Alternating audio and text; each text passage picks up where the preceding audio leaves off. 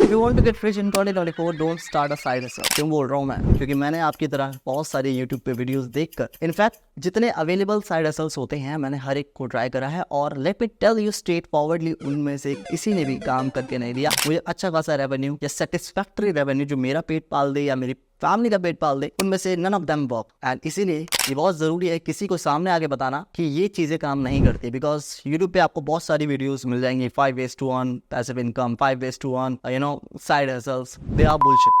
And here's the truth, अगर आप student हो या फिर अपने अर्ली प्रोफेशन में हो, 9 to 5 जॉब में हो, these are the only 2 categories who is being targeted. ठीक है, क्योंकि जो खुद बिजनेस ओनर है ना, वही वीडियोस नहीं बनाते कभी सामने आके। सो यहाँ पे मैं अपने बारे में भी बता देता हूँ, I am a YouTuber as well, जो ये चैनल रन करता है, एंड मेरा एक और चैनल है ये वाला। साथ के साथ ही मैं छोटे छोटे जो माइक्रो बिजनेसेस होते हैं उनमें इन्वेस्टिंग करता हूँ, जिससे मुझे अच्छा खासा रिटर्न मिलता है। So you can say I run और शैल आई से आई ओन दीज बिजनेसेस। एंड साथ के साथ ही मैं इक्विटी मार्केट में भी एक अच्छा खासा इन्वेस्टमेंट करता रहता हूँ। नाउ लेट्स टॉक अबाउट कि what's the problem in side hustle. सबसे बड़ी प्रॉब्लम ये है कि they are not very scalable. Scalable से मेरा मतलब ये होता है कि आप उसको बड़ा नहीं बना सकते। मतलब अगर आप ये सोचें कि मैं ड्रॉप शिपिंग से उसको एक पब्लिक आईपीओ में लेके कन्वर्ट कर दूंगा या लिस्टेड कर दूंगा एनएसई और बीएसई पे, that won't happen bro, because it's a very different kind of business model जहां पे आपको किसी के ऊपर डिपेंड होना पड़ रहा है। एंड व्हाट इफ कि let's just say I will give you an example कि आपका प्रोडक्ट जो आप डिलीवर कर रहे हैं वाया वो डैमेज हो जाए,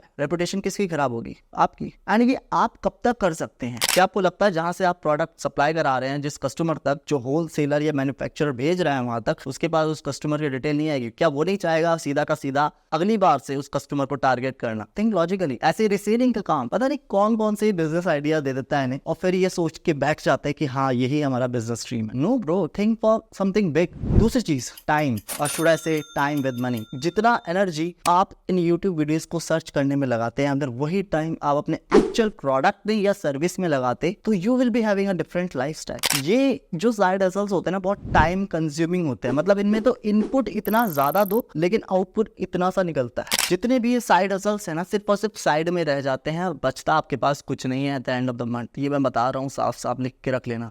नंबर 3, अपॉर्चुनिटी कॉस्ट। अपॉर्चुनिटी की कॉस्ट क्या होती है? जो भी आप अभी कर रहे हैं, फॉर एग्जांपल अगर मैं ये वीडियो बना रहा हूं तो इस टाइम पे मैं कुछ और प्रोडक्टिव क्या कर सकता था, that is called opportunity cost. For example मैं यहाँ पे बैठ के ये बुक पढ़ सकता था, this book I can read while I am filming this video. So this is the opportunity cost. मैं कुछ कर रहा हूँ लेकिन कुछ मिस हो रहा है, लेकिन बस आपको ये ध्यान में रखना है कि जो मिस हो रहा है क्या वो ज्यादा वैल्यूएबल तो नहीं है जो मैं अभी कर रहा हूँ उससे। तो आप एक बड़ा बिजनेस बनाना चाहते थे लेकिन आप डिस्ट्रैक्ट हो गए साइड हसल से, तो that is your opportunity cost my friend. So due to these 3 reasons, you shouldn't start a side hustle if you want to get rich. Now आप लोग ज्ञान तो बहुत मिल गया भैया, बताओ कैसे करें, कैसे एक अच्छा बिजनेस बनाएं? तो let me tell you the steps which you need to follow in order to make a scalable business. Scalable business, not just a business. पंसारी की दुकान खुलवाने को नहीं कह रहा हूँ मैं।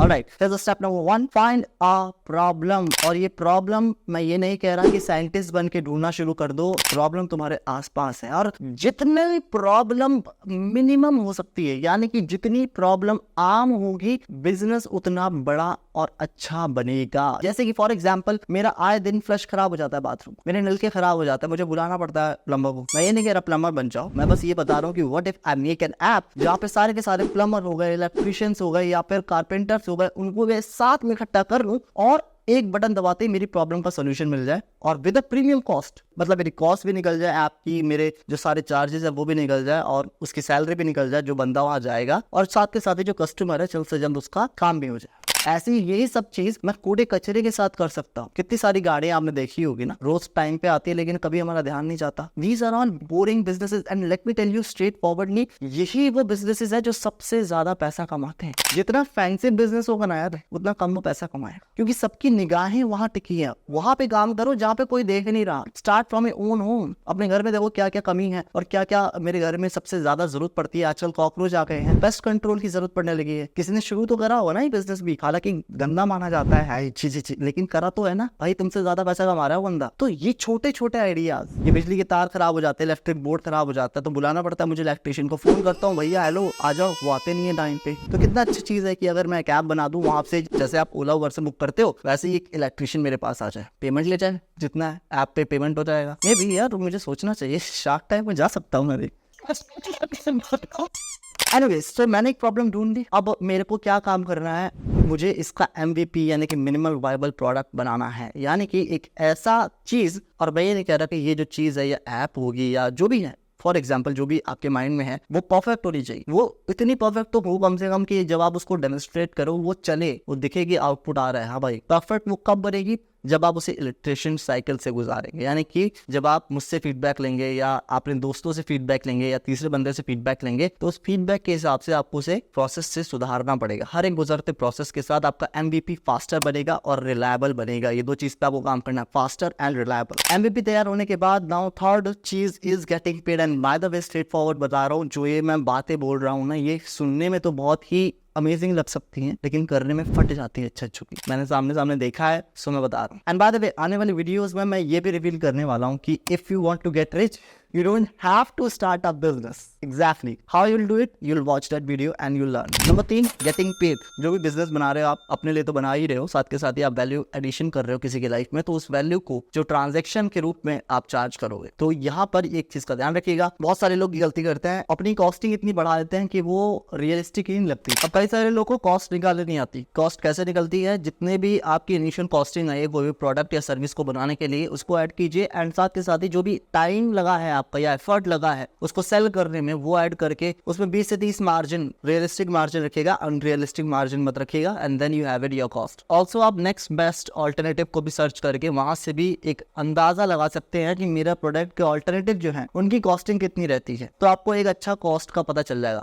नाउ आपने सब कुछ सेटअप कर लिया है, आपने MVP बना लिया, अब आपका business most probably on and running है। You should now focus on just on leveraging your business, not running your business. What I mean कि अब आपको इस बिजनेस को स्केलेबल बनाने पे ध्यान देना है, ना कि रन करने पे, यानी कि डे टू डे एक्टिविटी में इन्वॉल्व नहीं होना है। अक्सर लोग यही पे आगे फंसते हैं, वो क्या सोचते हैं कि हम सिंगल पर्सन बना लेते हैं और अकेला आदमी हूं मैं अकेला आदमी पूरा बिजनेस चला लूंगा, जो कि कभी पॉसिबल नहीं हो पाता है। अकेला आदमी कुछ हद तक ही बिजनेस को आगे ले जा सकता है, while you need a team, और टीम भी कुछ हद तक ही आपको आगे ले जा सकती है। The main focus of yours should be कि मेरे कम से कम आदमी लगे और साथ के साथ ही ये जो बिजनेस है ऑटोमेट हो जाए, मतलब कम आदमी लगे और मशीनों के जरिए ये बिजनेस को मैं ऑटोमेट कर सकूं। ऑटोमेशन इसी को कहते हैं, मतलब आपकी मैन पावर ना लगे, आप आराम से अपने बिजनेस को बढ़ाना कैसे है, मल्टीप्लाई कैसे कर रहा है, उस पर ध्यान दें, ना कि डे टू डे एक्टिविटीज पे। आपकी जो सेल्स टीम होगी वो सेल्स पे ध्यान देगी, आपकी जो मार्केटिंग टीम होगी वो मार्केटिंग पे ध्यान देगी, आपकी जो कस्टमर कंसर्निंग टीम होगी वो कस्टमर की कंसर्न्स को लेकर उन्हें जल्द से जल्द रिजॉल्व करने की कोशिश करेगी। और आपका क्या काम है, सिर्फ और सिर्फ ये कि अपने बिजनेस को ट्रिपल या 4x करना जल्द से जल्द, और साथ के साथ ही आप अपने सर्विसेज या प्रोडक्ट्स को जल्द से जल्द टाइम में डिलीवर कर पाते हैं या नहीं। 2024 में प्रोडक्ट से ज्यादा वैल्यू स्पीड की है। स्पीड इज एवरीथिंग, यानी कि जितनी जल्दी आप प्रोडक्ट को डिलीवर कर पा रहे हैं और कितना टाइम लग रहा है आपके मैन्युफैक्चरिंग से कस्टमर एंड कस्टमर तक प्रोडक्ट को जाने में, that is called your speed. जितना कम टाइम हो उतना ज्यादा efficient your business is. So this is how my friend you gonna be rich in 2024। अभी जो सारे 4 स्टेप्स मैंने बताए ये बोरिंग जरूर है, ये टाइम कंज्यूमिंग बहुत है, इसमें एफर्ट्स बहुत लगेगा, लेकिन in the end you will have a lot more money in your pocket. I will see you around in the next video. Bye guys.